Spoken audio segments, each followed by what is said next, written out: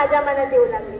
परंतु त्याच क्षणी माझ्या मनात एक विचार आला की आपल्या शिक्षकांना भेटवस्तू द्यायची का. त्यांच्याकडे असलेल्या मूल्य संस्कारांची व ज्ञानाची अक्षय भेट देऊन माझं जीवन ही एक सुंदर वास्तू बनवली. अशा शिक्षकांना मी भेटवस्तू ती कशी आणि कोणती देऊ. त्या क्षणी माझ्या मनात अजून एक विचार आला की या ज्या शिक्षकांनी मला लिहायला शिकवलं, बोलायला शिकवलं, वाचायला शिकवलं, त्या शिक्षकांनी त्यांच्याच मला दिलेल्या शब्दांच्या कुंभातून काही आदराचे व प्रेमपूर्वक शब्द माझ्या शिक्षकांसाठी. मी आशा करते की माझा हा शब्दप्रपंच नक्कीच सर्व शिक्षकांना आवडेल.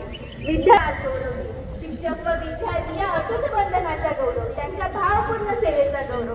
त्याचप्रमाणे माणसाच्या जीवनात शिल्पकाराचा व कौशल्याचा कल्पना देखील करू शकत नाही. एक शिक्षक आपल्या विद्यार्थ्यांसाठी खूप काही करू शकतो.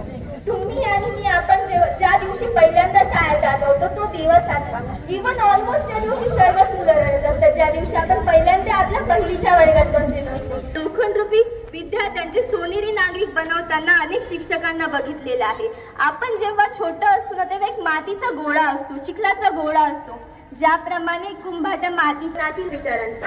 मी जर घर असेल तर माझे शिक्षक हे संपूर्ण गाव असतील. मी जर झाडात एक छोटस पान असेल ना तर माझे शिक्षक हे ते संपूर्ण झाड असतील. आणि मी जर पाण्याचा थेंब असेल तर माझे शिक्षक हा महासागर असतील. अशी भावना ही प्रत्येक आदर्श विद्यार्थ्याच्या मनात एक नक्कीच येत असणार.